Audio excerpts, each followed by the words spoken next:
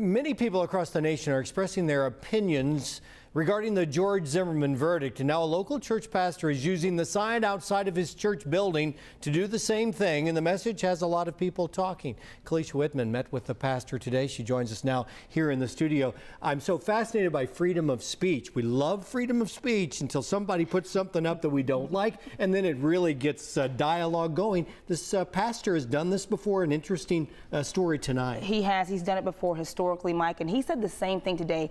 Freedom of speech is why it's up, and he doesn't plan to take it down. All right. Words you may not expect to see on a church sign. It sent a lightning bolt through me. Sent a lightning bolt through me.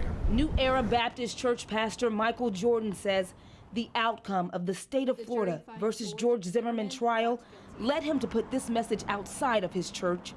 George Zimmerman jury supported white racism. My argument is the fact that a white male should not be able to deputize himself, murder a black male, and just walk. I think the criminal justice system failed Trayvon Martin.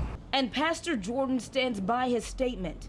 Lance Williamson says he wasn't pleased with the verdict, but he says the message doesn't belong, especially on a church sign. He says now is the time to come together. We're supposed to respect what's given as the verdict. I think right now we need to show compassion, especially for the family, and we need to give our prayers for the family, but also give prayers to the other party.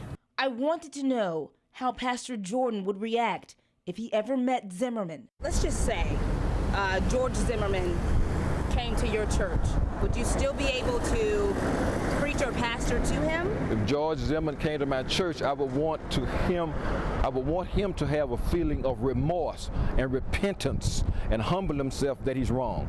But for right now, he says the sign stays.